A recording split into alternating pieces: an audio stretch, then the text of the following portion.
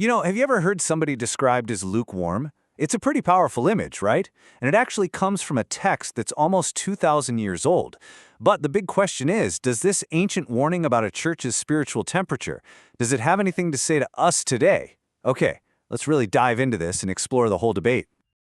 The entire idea really boils down to this simple but honestly pretty profound question. Are you passionate and on fire, hot? Or are you refreshingly cold and decisive? Or are you stuck somewhere in the middle? Tepid, indifferent, lukewarm. This is the central metaphor that we're going to unpack.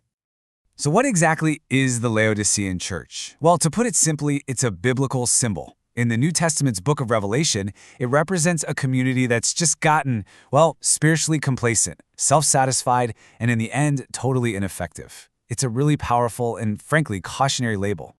To really get this, we've got to go straight to the source. Let's take a look at where this whole idea comes from and why the language used was so unbelievably strong. So, the church at Laodicea, this was one of 7 real, actual communities in what we now call modern-day Turkey. The book of Revelation has this series of short letters, and each one is addressed to one of these churches. But the letter to Laodicea, boy, it is especially memorable for its really harsh critique of their spiritual condition. And here it is. This is the verse that defines the whole thing. Now, what's fascinating here is that this wasn't just some random metaphor, it was a super specific local insult. You see, Laodicea's water supply was piped in from distant hot springs through a long aqueduct. By the time the water got to the city, it was tepid, full of minerals, and just notoriously disgusting. So, when the text says, "Because you are lukewarm, I'm about to spit you out," the people hearing this for the first time would have instantly pictured their own foul drinking water. The imagery is so visceral and immediate, it just shows you how seriously this spiritual indifference was taken. And the critique doesn't even stop there. The text just keeps going, listing this absolutely devastating series of adjectives. Now, what really makes this stand out is the incredible contrast it created. Historically, Laodicea was a massively wealthy city. It was a banking hub, famous for its shiny black wool clothes, and a world-class medical school that made a popular eye salve. So the text is basically saying, you think you're rich, you think you're well-dressed, and you think you can see, but spiritually, you are the exact opposite of all those things. It's a total takedown of their worldly success.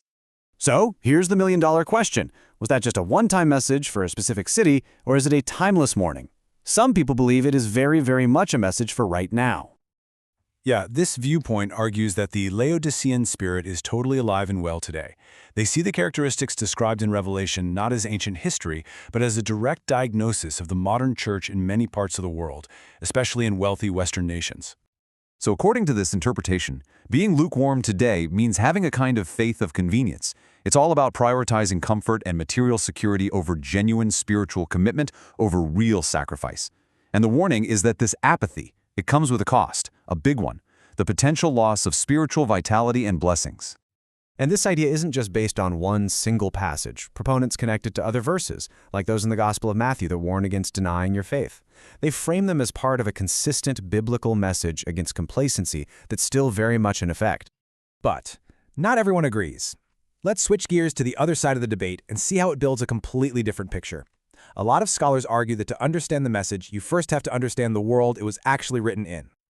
This perspective really urges caution. It suggests that taking a message written for a very specific audience, facing their own unique struggles, and just applying it wholesale to the entire modern church, well, that might be a mistake.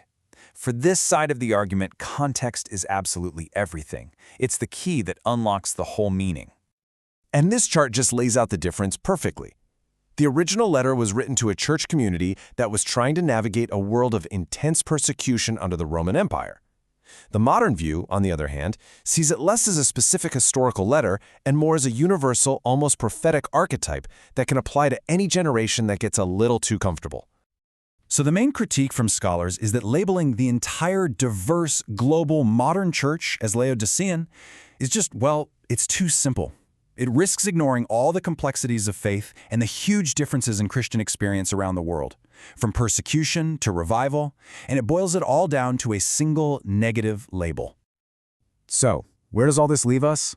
As you can see, there are 2 very different ways of reading the exact same ancient text.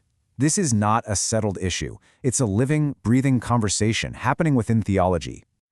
Let's just do a quick summary of the two main positions. On one side, you have those who see a direct, present-day warning in the text, a timeless call against complacency.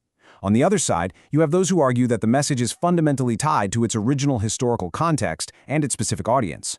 Both sides are drawing their conclusions from the source material, they're just looking at it through different lenses. At the end of the day, our source material makes it pretty clear that there's no easy answer here. Whether the message to Laodicea is a direct warning for us today or a fascinating lesson sealed in a historical bottle, well, that's a question that continues to be debated. You know, maybe the biggest takeaway from all of this is the call for a more thoughtful approach. Instead of just rushing to slap a label on something, the source suggests that the real value is in a deeper, more nuanced understanding of spiritual life, one that acknowledges both our amazing capacity for growth and our tendency towards, well, decay. And that leaves us with one final question that goes way beyond just this one topic. When we read these powerful ancient texts, how do we figure out what's a timeless truth versus a message meant for a very specific time and place? It's a challenge that really sits at the heart of how we interpret both history and faith today.